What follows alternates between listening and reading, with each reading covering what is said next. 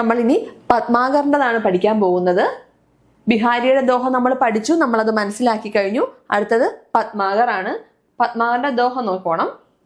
ഏകൈ സംഗ് ധായേ നന്ദലാൽ ഔ ഗുലാൽ ദോവു दुगनी गए जो भरी आनंद मठे नहीं धोई धोई हारी पद्माहर तिहारी सौ अब तव उपाय एक चित्तमयम चढ़े नहीं कैसी करो कहाम जाऊं कासे कहूं कौन सुनई कोवू तो निकासो जासे दर्द बेड़े नहीं एरी मेरी बीर जैसे तैसे इन आखिन तव तयम कडिगो अबीर पाई अहीर तो कठे नहीं.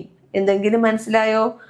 ഇല്ല, നമുക്ക് കുറച്ച് നേരത്തത് എന്താണ് ബിഹാരിയുടേത് പിന്നെയും എന്തെങ്കിലുമൊക്കെ വായിച്ചപ്പോൾ മനസ്സിലാവുമായിരുന്നു അല്ലേ? ഇത് അത്രത്തോളം കിട്ടുന്നില്ല. നോക്കിയേ, എന്താണ് ഇതിനകത്ത് പ്രസ്തുത കവിത്വമേയും പത്മാകറിനെയും ഭാഗ് മീൻസ് ഹോളി. നമുക്ക് അറിയാവുന്ന ഒരു ത്യോഹാറാണ് എന്ത് ഹോളി എന്ന് പറയുന്നത്. ബെഡാ ഹൃദയസ്പർശി ചിത്രൻ അങ്കിത് കിയാ ഹേ. ഹോളി എന്ന് പറയുന്ന ത്യോഹാറിന്റെ ഹൃദയസ്പർശിയായ ഒരു ചിത്രണമാണ് ഇവിടെ പത്മാകർ നടത്തിയിരിക്കുന്നത്. നിങ്ങൾക്ക് ഇവിടെ ഹോളി ആഘോഷിക്കുന്ന ഗോപികമാരുടെ ഒരു പിക്ചറൊക്കെ തന്നിട്ടുണ്ടല്ലേ? നോക്കിയേ, എന്താണ് അതിന്റെ വ്യാഖ്യ എന്ന്. ഉത്സാഹ ഉമംഗ് കാ ത്യോഹാർ വസന്ത് സെ ജുഡാ ഹെ ജിസെ ആപ് ഭി ഖൂബ് ജാൻതേ ഹെ. എന്താണ്? ഉത്സാഹവും ആവേശവും ഒക്കെ നിറഞ്ഞ ത്യോഹാറാണ് ഏത്? ഹോളി. വസന്തകാലവുമായി ബന്ധപ്പെട്ട് നിൽക്കുന്ന ഒരു ഉത്സവം. ജിസെ ആപ് ഭി ഖൂബ് ജാൻതേ ഹെ. നമ്മൾ അതിനെപ്പറ്റി ഒരുപാട് കേട്ടിട്ടുണ്ട്. പക്ഷെ നമ്മുടെ നാട്ടിലേക്കൊന്നും ഹോളിക്ക് അത്ര മഹത്വമില്ലെങ്കിലും മറ്റു സംസ്ഥാനങ്ങളിലൊക്കെ എന്താണ് ഹോളിക്ക് വളരെയധികം പ്രാധാന്യം അവർ കൊടുക്കുന്നുണ്ട്. ഉസേ കഹത്തെ ഹേ ഹോളി. ആ ഒരു ഉത്സവമാണ് എന്ത് ഹോളി എന്ന് പറയുന്നത്. ഇസി കാ ദൂസര നാം ഹേ ഭാഗ്. അതായത് ഹോളിയുടെ മറ്റൊരു പേരാണ് എന്ത് ഭാഗ് എന്ന് പറയുന്നത്. വൈസേ ഭാഗ് ഉൻ ലോകഗീതോं को भी कहते हैं जो होली में गाए जाते हैं.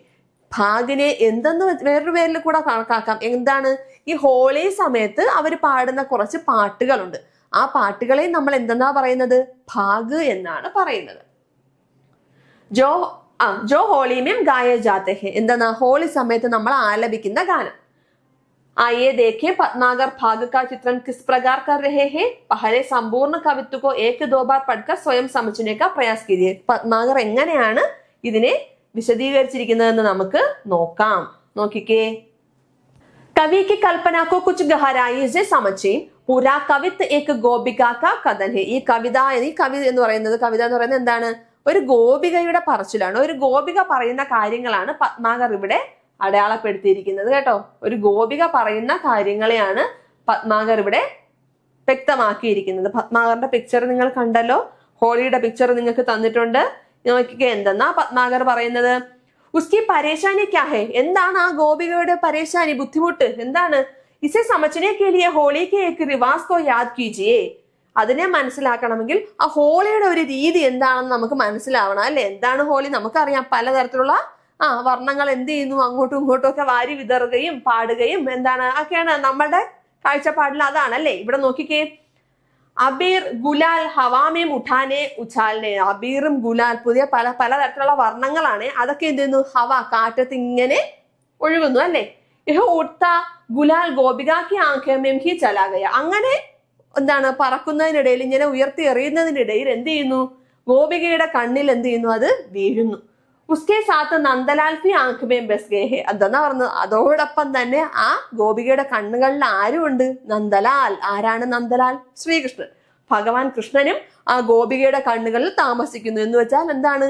അത്രത്തോളം അഗാധമായ സ്നേഹമാണ് കണ്ണനോട് അവർക്ക് ഉള്ളത്. അവരുടെ കണ്ണുകളിൽ പോലും ഭഗവാൻ കുടികൊള്ളുന്നു എന്ന് അർത്ഥം. സോച്ചിയേ സമസ്യ ക്യാ ഹേ. കേവൽ ഗുലാൽ ആँखों में पड़ जाए तो उसे निकालने का क्या उपाय हो सकता था. गोपी आंखें धो धोकर हार गई है. उसे सफलता नहीं मिल पा रही. ऐसा क्यों?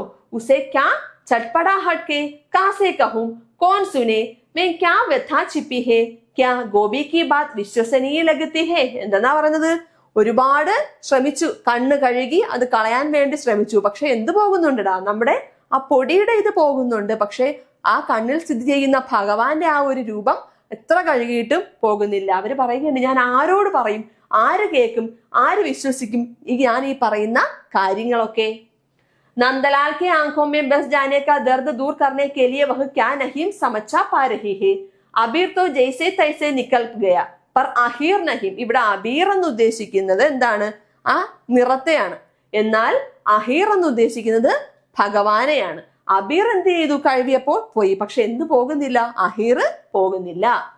पूरी कविता में कवि की व्यंजना पर ध्यान दीजिए. यहाँ कृष्ण के प्रति उमटे प्रेम को आंखों में अबीर पड़ने की स्थिति से वर्णित किए हैं. ഇവിടെ കൃഷ്ണനോടുള്ള തന്റെ സ്നേഹത്തെ എന്തുമായിട്ട്? കണ്ണിൽപ്പെട്ട അബീറിനെ ആയിട്ട് താരതമ്യം ചെയ്തിരിക്കുന്നു. पर जितनी सरलता से अबीर धुल जाता है. പക്ഷെ എത്ര എളുപ്പത്തിലാണ് എന്ത് പോയത്? അബീർ പോയത്. ഉത്തനി सरलता से कृष्ण प्रेम नहीं धुल सकता. പക്ഷെ അത്രത്തോളം എളുപ്പത്തിൽ എത്ര കഴുകിയിട്ടും എന്ത് പോകുന്നില്ല? കൃഷ്ണനോടുള്ള സ്നേഹം പോണില്ല. ആ കണ്ണിൽ വീണ കളറിന്റെ പൊടി കുറെ നേരം കഴുകിയപ്പോൾ അത് അങ്ങ് പോയി അബീർ. പക്ഷെ കൃഷ്ണനോടുള്ള അഹീറിനോടുള്ള സ്നേഹം മാത്രം എന്ത് ചെയ്യുന്നില്ല? എത്ര കഴുകിയിട്ടും പോകുന്നില്ല. न गोभी ऐसा चाहती है तो अपने सहेली की सौगंध खाकर उसे आश्वासन दिलाना चाहती है कि वह कृष्ण को निकाल नहीं पा रही है और न उसे उसका कोई उपाय सूझ रहा है. അതായത് നമ്മൾ അങ്ങനെ ഉദ്ദേശിക്കുന്നതെന്ന് വെച്ച് കഴിഞ്ഞാൽ കണ്ണനെ അങ്ങ് കഴുകി കളയാൻ പറ്റുന്നതാണോ? ഇല്ല. അവരെത്ര ശ്രമിച്ചാലും അവരുടെ ഉള്ളിലുള്ള ആ ദൈവത്തോടുള്ള സ്നേഹം, കണ്ണനോടുള്ള ഇഷ്ടം ഒരിക്കലും എന്ത് ചെയ്യില്ല? മാഞ്ഞ് പോകില്ല. കവിത്വ സെ അനുപ്രാസ് എമക് അലങ്കാർ കി ഉദാഹരൺ ചാണ്ടി. അതായത് ഇതിനകത്ത് ഉപയോഗിച്ചിട്ടുള്ള ഏതൊക്കെയാണ് അലങ്കാരങ്ങൾ, ഏതൊക്കെയാണ്? അനുപ്രാസം യമകവുമാണ്. അത് കണ്ടുപിടിക്കാനാണ്. അത് നിങ്ങൾക്ക് ഡീറ്റെയിൽസ് ആയിട്ട് അല്ലാതെ തരും. അപ്പൊ കവിതയെ പറ്റി അത്രയേ പറയാനുള്ളൂ. എന്തൊക്കെയാണ്? ഒരു ഗോപികയുടെ ചിന്തയായിരുന്നു. ഹോളി നടക്കുന്ന സമയത്ത് ഗോപികയുടെ കണ്ടില്ലേ? പിക്ചറിൽ കാണാം. എന്താണ്? പൊടി, ആ കളറിന്റെ പൊടി വീഴുന്നു. അവരതുകൊണ്ട് നെട്ടോട്ടം ഓടുകയാണ്. എന്ത് ചെയ്യും, എങ്ങനെ മാറ്റും എന്നൊക്കെ എത്ര ശ്രമിച്ചിട്ടും ചിന്തിച്ചിട്ടും കഴിയുന്നില്ല. അവരത് കഴുകി കളയാൻ നോക്കുന്നു. പക്ഷെ അവര് പറയുന്നു കഴുകിയപ്പോൾ എന്ത് പോകുന്നുണ്ട്? ആ കളർ കണ്ണിൽ നിന്ന് പോകുന്നെങ്കിൽ പോലും തന്റെ കണ്ണിൽ കുടികൊള്ളുന്ന ഭഗവാൻ ശ്രീകൃഷ്ണന്റെ രൂപം എത്ര എന്ത് ചെയ്തിട്ടും മാഞ്ഞ് പോകുന്നില്ല എന്ന് പറയുന്നു. താൻ എന്ത് ചെയ്യുമെന്നാണ് അവര് ചിന്തിക്കുന്നത്. ഇനി നോക്കിക്കേ, പത്മാകറിന്റെ രചനയുടെ ഭാവ ശില്പ സൗന്ദര്യം. आपने पत्नागर के एक छंद का अध्ययन किया. इस छंद में भाग के अवसर पर प्रेम के प्रभाव की मार्मिक चित्रण मिलता है. कवि पत्नागर रीतिबद्ध काव्यधारा के പ്രതിഭാ സമ്പന്ന കവി. ശ്രദ്ധിക്കണം, പത്മാകർ ഏതാണ്? രീതിബദ്ധാണ്. അങ്ങനെയാണെങ്കിൽ നേരത്തെ നമ്മൾ വായിച്ച ആര്? ഇതിപ്പോ പത്മാകർ ആണെങ്കിൽ നമ്മൾ ഇതിനു മുമ്പ് പഠിച്ച കവി എന്തായിരുന്നു? ശ്രദ്ധിച്ചിട്ടുണ്ടോ നിങ്ങൾ? ഞാൻ അത് എടുത്ത് പറഞ്ഞതായിരുന്നു. രീതിബദ്ധാണ് ഇവിടെയെങ്കിൽ അവിടെ എന്തായിരുന്നു? രീതിസിദ്ധായിരുന്നു. വായിച്ചു നോക്കിക്കേ, കണ്ടേ? രീതിസിദ്ധ ബിഹാരി. ബിഹാരി രീതിസിദ്ധ കവിയും നമ്മുടെ പത്മാകർ രീതിബദ്ധ കവിയുമാണ്. അപ്പൊ രീതികാലത്തിൽ തന്നെ രണ്ടെണ്ണമുണ്ട്, രീതിസിദ്ധ്, രീതിബദ്ധ്. ഓക്കെ, അപ്പോ പത്മാകറിന്റെ കാവ്യശില്പ സൗന്ദര്യമാണ് ഇവിടെ പറയുന്നത്. നോക്കേ, कवि पत्नागर रीतिबद्ध काव्यधारा के प्रतिभासंपन्न कवि है. उनमें श्रृंगार रस की अभिव्यक्ति की अद्भुत प्रतिभा रही है. इसी कारण कवि पत्नागर रीतिकाल के श्रेष्ठ कवि कहा जाता है. എന്താണ് അദ്ദേഹത്തിന്റെ രചനയിൽ? എന്താണ്? ശൃംഗാര രസത്തിന്റെ പ്രാധാന്യം കൂടുതലായത് കൊണ്ട് തന്നെ അദ്ദേഹത്തെ രീതികാലത്തിലെ ശ്രേഷ്ഠ കവിയായിട്ട് കണക്കാക്കുന്നു. പത്മാകർ രീതികാലത്തെ അന്തിം ശ്രേഷ്ഠ കവി ഹെ. രീതികാലത്തിന്റെ അവസാനത്തോടടുത്ത് നിൽക്കുന്ന കവിയാണ് ആര്? പത്മാകർ എന്ന് പറയുന്നത്. रस निरूपण आचार्य कवि के रूप में उन्हें बहुत ख्याति मिलती है. सजीव मूर्त विधान करने वाली कल्पना द्वारा उन्हें प्रेम और सौंदर्य के मार्मिक चित्र प्रस्तुत किए हैं. वे उत्कृष्ट പ്രതിഭാസമ്പന്ന കവി ഹെ. അതൊന്നും നമുക്ക് വേണ്ട. പത്മാകർ എന്താണെന്ന് പഠിക്കുക. പത്മാകർ രീതിബദ്ധ കാവ്യധാരയിലെ കവിയാണ്. പിന്നെ എന്ത് പറയുന്നു? ശൃംഗാരസത്തിന്റെ അഭിവ്യക്തി കൂടുതലുള്ളത് കൊണ്ട് തന്നെ അദ്ദേഹത്തെ രീതികാലത്തിലെ ശ്രേഷ്ഠ കവി എന്ന് കണക്കാക്കപ്പെടുന്നു. പിന്നെ പറഞ്ഞു പത്മാകർ രീതികാലത്തിലെ അവസാനത്തെ അന്തിम ശ്രേഷ്ഠ കവിയാണ്. പിന്നെ എന്താ പറയുന്നത്? पत्नागर के काव्य की सर्वोपरि विशेषता है दृश्य और शब्द योजना के द्वारा प्रकृति का चित्रण करते हुए ഋതു വർണ്ണന അവർ കൽപ്പനാക്കി ഉല്ലാസമായി ഉഠാൻ. അതായത് ഋതുക്കളെ കുറിച്ചൊക്കെ വർണ്ണിക്കുന്നത്. നമ്മളിപ്പോ പറഞ്ഞു എന്താണ്? വസന്തകാലത്തിൽ വസന്ത ഋതുവിന് വരുന്ന ഏത് ഹോളിയെ പറ്റിയും അതിനെ പറ്റിയൊക്കെ ഡീറ്റെയിൽ ആയിട്ട് അദ്ദേഹം വർണ്ണിക്കുന്നുണ്ട്. അത്രയും മാത്രമേ നമുക്ക് പറയാനുള്ളൂ. അപ്പൊ നമ്മള് രീതികാവ്യത്തിൽ പഠിച്ച രണ്ടുപേര് ബിഹാരിയും പിന്നെ ആരാണ്? പത്മാകറുമാണ്. രണ്ടുപേരുടെയും രചനകൾ നമ്മൾ പഠിച്ചിട്ടുണ്ട്. ഇനി ലാസ്റ്റ് കഴിഞ്ഞ പാഠത്തിലുണ്ടായിരുന്ന പോലെ രീതികാൽ, ഇത് മാത്രം നമ്മൾ നോക്കി വെച്ചാൽ തന്നെ നമുക്ക് ബാക്കി അത്യാവശ്യം നമ്മുടെ കയ്യിൽ നിന്നിട്ട് എഴുതാൻ പറ്റും. മെയിൻ പോയിന്റ്സ് ആണ്. രീതികാലം, അന്ന് ഭക്തികാലമായിരുന്നു. ഇന്ന് രീതികാലമാണ്. രീതികാലത്തിലെ രണ്ട് കവികൾ ബിഹാരിയും പത്മാകറുമാണ് രണ്ട് കവികൾ എന്ന് പറയുന്നത്. അപ്പം ഭാവഗതമായിട്ടുള്ള സവിശേഷത നോക്കാം ബിഹാരിയുടേത്, പത്മാകറിന്റെ ഭാവഗത വിശേഷതായും. എന്താണ് ബിഹാരിയുടേത്? ഭക്തിമേം അന്തരംഗത, നീതി के माध्यम से बुराइयों से उबरना, श्रृंगार का संयोग पक्ष, പ്രകൃതി കാ പ്രാചണ്ഡ രൂപം. പ്രകൃതിയുടെ പ്രാചണ്ഡ രൂപം നമ്മൾ എവിടെ കണ്ടു? ആ തപോവനത്തിന്റെ കാര്യം പറഞ്ഞപ്പോൾ പ്രകൃതിയെ പറ്റി കണ്ടു. അതുപോലെ ഇവിടെ എന്താണ്? ഋതു ഏവം ത്യോഹാർ കെ മാധ്യമ സെ പ്രേമ ശൃംഗാർ. ഋതുവിനെ പറ്റി വസന്ത ഋതു, ഹോളി എന്ന് പറയുന്ന ത്യോഹാർ, ഇതിനെ രണ്ടിലും വെച്ചുകൊണ്ടാണ് അദ്ദേഹം ആ രചന നടത്തിയത്. പ്രേമമേം വിവശത. എന്തായിരുന്നു ഇവിടുത്തെ പ്രേമം? ഭഗവാൻ കൃഷ്ണനോടുള്ള തന്റെ ഗോപികയുടെ സ്നേഹമാണ് അല്ലെ. അടുത്ത നോക്കിയേ, ശില്പഗതി വിശേഷതായി. ഗാഗർമേം സാഗർ. ഞാൻ ആദ്യമേ പറഞ്ഞതാണ് എന്താണ്? ബിഹാരിയുടെ കാര്യം പറഞ്ഞപ്പോൾ ഗാഗർമേം സാഗർ, അതായത് ചെറിയ ഇതിൽ പോലും ആഴത്തിലുള്ള അർത്ഥം നമുക്ക് ബിഹാരിയുടെ രചനകളിൽ കാണാൻ കഴിയും. ബ്രജഭാഷയാണ് ഉപയോഗിച്ചിരിക്കുന്നത്. ദോഹ ചന്താണ്, അനുപ്രാസ്, യമക്, അലങ്കാരങ്ങൾ ഉപയോഗിച്ചിട്ടുണ്ട്. ലാക്ഷണികത, മുഹാവരോങ്ക പ്രയോഗം, ചെറിയ രീതിയിലുള്ള പഴഞ്ചൊല്ലുകളൊക്കെ അദ്ദേഹം ഉപയോഗിച്ചിട്ടുണ്ട്. ഇവിടെയാണെങ്കിലോ പത്മാകറിന് ഭാഷ എന്ത് തന്നെയാണ്? ബ്രജഭാഷ. രണ്ടുപേർക്കും ബ്രജഭാഷ തന്നെയാണ്. കവിത്ത് ചന്ത്, ഇവിടെയാണെങ്കിൽ ദോഹയാണ് ചന്തമെങ്കിൽ ഇവിടെ ഏതാണ്? കവിത്താണ്. അനുപ്രാസ അലങ്കാരം ഉപയോഗിച്ചിട്ടുണ്ട്, ലാക്ഷണികതയുണ്ട്. അപ്പോ ഇതാണ് രീതികാലത്തിലെ നമ്മുടെ രണ്ട് കവികളായ ബിഹാരിയെയും പത്മാകറിനെയും കുറിച്ച് നമ്മൾ പറഞ്ഞത്. രണ്ടുപേരുടെയും ഭാഷ എന്തായിരുന്നു? ബ്രജഭാഷ തന്നെയായിരുന്നു. ഒരാള് രീതിബദ്ധാണെങ്കിൽ ഒരാള് രീതിസിദ്ധ കവിയാണ്. അത്രയായപ്പോ നമ്മുടെ പിന്നെതാ കവികളെ പറ്റി ഇൻട്രൊഡക്ഷൻ ആയിട്ട് തന്നിട്ടുണ്ട്. कविवर बिहारी लाल रीतिकाल के सुप्रसिद्ध और चर्चित कवि है। उसकी विशेषता रही है कि वह श्रृंगार, भक्ति, नीति और प्रकृति संबंधी गहरी बातों से लेकर लोक व्यवहार संबंधी ज्ञान रखते हैं. ബിഹാരി എന്ന് പറയുന്നത് രീതികാലത്തിലെ സുപ്രസിദ്ധനായ കവിയാണ്. അദ്ദേഹത്തിന്റെ ഒരു സവിശേഷത എന്ന് പറഞ്ഞതാണ് ശൃംഗാരം, ഭക്തി, നീതി, പ്രകൃതി സംബന്ധി ആയിട്ടുള്ള ആഴത്തിലുള്ള കാര്യങ്ങളെ ലോക് വ്യവഹാർ സംബന്ധി ഞാൻ രക്തേ, അതായത് നമ്മൾ ആദ്യം പാഠം പഠിച്ചപ്പോൾ പറഞ്ഞു എന്താണ്? ഭഗവാനെ എത്ര വിളിക്കുന്നു എന്നിട്ടും ആര് വരുന്നില്ല? ഭഗവാൻ വരുന്നില്ല. അപ്പൊ അദ്ദേഹം ചോദിക്കുകയാണ്, താങ്കളും ഈ ലോകത്തിലുള്ള മനുഷ്യരെ പോലെ ഇവിടുത്തെ കാറ്റേറ്റ് താങ്കൾക്കും മാറ്റം സംഭവിച്ചോ എന്ന് അദ്ദേഹം ഭഗവാനോട് ചോദിക്കുന്നുണ്ട്. കവി ബിഹാരിനെ ബിഹാരി സത്സയിക്ക് രചനാക്കി. ബിഹാരിയുടെ രചന എന്താണ്? ബിഹാരി സത്സയി. അതിൽ നിന്നാണ് ഏത്? അതിനകത്ത് 700 ദോഹയുണ്ട്. എത്രന്ന് പറയുന്നത് 700ഓളം ദോഹകളുണ്ട്. ബിഹാരി സത്സയി എന്ന് പറയുന്ന ആ ഒരു ഗ്രന്ഥത്തിൽ 700ഓളം ദോഹകളുണ്ട്. അതിൽ നിന്ന് കുറച്ച് 3-4 ദോഹകൾ മാത്രമേ നമ്മൾ ഇവിടെ ബിഹാരിയുടെ രചനയിൽ പഠിച്ചിട്ടുള്ളൂ. അപ്പൊ ഓർക്കണം, രചന എന്താണ്? ബിഹാരി സത്സയി. ബിഹാരി രാധാവല്ലഭ സമ്പ്രദായക്ക് അനുയായി थे. ബിഹാരി ഏത് സമ്പ്രദായം? രാധാവല്ലഭ സമ്പ്രദായത്തിനകത്താണ് അദ്ദേഹം ഉൾപ്പെട്ടിരിക്കുന്നത്.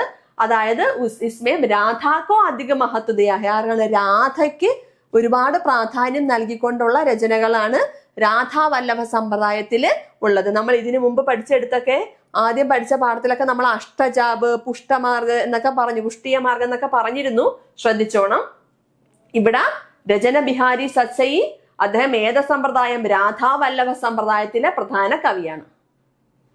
അടുത്തത് പത്മാകർ. മഹാകവി പത്മാകർ രീതികാൽ കെ ശ്രേഷ്ഠ കവി മാനാ ജാത്ത ഹെ. എന്താണ്? രീതികാലത്തിലെ ശ്രേഷ്ഠ കവിയാണ്. എന്നാണ് ജനിച്ചത്? 1810 ബാന്ധായിലാണ് അദ്ദേഹം ജനിച്ചത്. തന്റെ എന്താണ് അദ്ദേഹത്തിന്റെ രചന പറയുന്നുണ്ട്. എന്താണ്? Himmat Bahadur Singh K Darbar may രഹക്കർ. അതൊരു രാജാവാണ്. അവിടെ ബാന്തയിലെ ഹിമ്മത് ബഹാദുർ സിംഹിന്റെ കൊട്ടാരത്തിൽ താമസിച്ച് ഹിമ്മത് ബഹാദുർ ബിരുദാവലിക്ക് രചന എന്ന് പറയുന്ന ഒരു രചന അദ്ദേഹം ആ രാജാവിനെ പറ്റി നടത്തിയിട്ടുണ്ട്. ആ രാജാവിന്റെ പേര് തന്നെ തുടക്കത്തിൽ തന്നിട്ടുണ്ട്. അതുപോലെ ബിഹാരിയുടെ രചനയിലും തുടക്കത്തിൽ ബിഹാരിയുടെ പേരുണ്ട്, ബിഹാരി സത്സയി. എന്താണ്?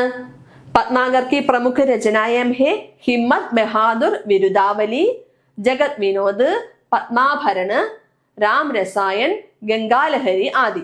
माना जाता है कि कवि पद्माकर जीवन के अंतिम समय में कुष्ठ रोग से पीड़ित हो गए थे. അവസാനം കണക്കാക്കപ്പെടുന്നത് എന്താണ്? ജീവിതത്തിന്റെ അവസാന സമയമൊക്കെ ആയപ്പോൾ അദ്ദേഹത്തിന് എന്ത് രോഗം? കുഷ്ഠരോഗം പിടിപെട്ടതായിട്ടും ഗംഗാ തട് पर गंगा जल का निरंतर सेवन करने के उपरांत वे स्वस्थ होते चले गए. എന്താണ്? ഗംഗാ നദിയുടെ തീരത്ത് ഗംഗാജലം എന്ത് ചെയ്തു? നിരന്തരമായി സേവിച്ച് അദ്ദേഹം അതിൽ നിന്നൊക്കെ സ്വസ്ഥനായി പോയി എന്ന് പറയുന്നു. അഥ ഉനോനെ ഗംഗാ കി സ്തുതിമേം ഗംഗാ ലഹരി നാമക്ക് ഗ്രന്ഥിക്ക് രചനാക്കി. അങ്ങനെയാണ് ഗംഗയെ സ്തുതിച്ചുകൊണ്ട് അദ്ദേഹം എന്തെഴുതിയത്? ഗംഗാലഹരി എന്ന രചന നടത്തിയത്. അപ്പൊ ഗംഗാലഹരി എന്നുള്ള രചന നടത്തിയതിന്റെ കാരണം അദ്ദേഹത്തിന് ഏകദേശമൊക്കെ പ്രായമായപ്പോ കുഷ്ഠരോഗം പിടിപെട്ടുവെന്നും അപ്പൊ പുണ്യതീർത്ഥനദിയായ ഗംഗയുടെ തീരത്ത് വന്നിരുന്ന് ആ ജലത്തിലൊക്കെ സേവനയൊക്കെ നടത്തി അദ്ദേഹം എന്ത് ചെയ്തു? സ്വസ്ഥനായി എന്നാണ് പറയുന്നത്. अतः उन्होंने कानपुर में गंगा तट पर ही निवास स्थान बना लिया और 80 വർഷ की आयु में उनका देहांत हुआ. ഏകദേശം 80 വയസ്സായി. അപ്പൊ അവിടെ അടുത്തായിട്ടൊക്കെ തന്നെ അദ്ദേഹം പിന്നെ എന്ത് ചെയ്തു? താമസിച്ച് 80 വയസ്സ് ആയു എന്താണ് വയസ്സിൽ അദ്ദേഹം മരണപ്പെട്ടു. അപ്പം ഇതാണ് പത്മാകറിനെ കുറിച്ച് പറയാനുള്ളത്. പത്മാകർ എന്താണ്? രീതികാലത്തിലെ ശ്രേഷ്ഠ കവിയാണ്. 1810 ബാന്ധയിൽ ജനിച്ചു. അദ്ദേഹം എന്തായിരുന്നു?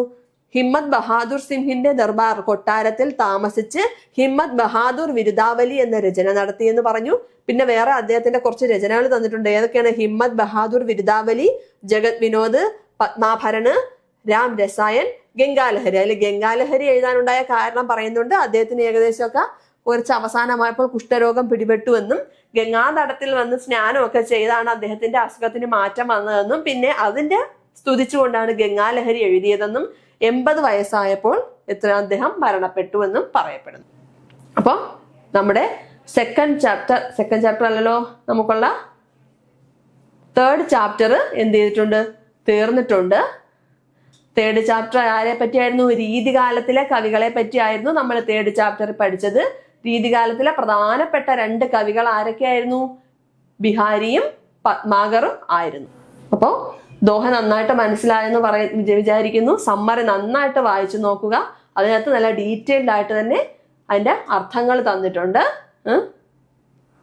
മറക്കു പോകരുത്. ഒരാൾ രീതിസിദ്ധ കവിയും ഒരാൾ രീതിബദ്ധ കവിയും ആയിരുന്നു.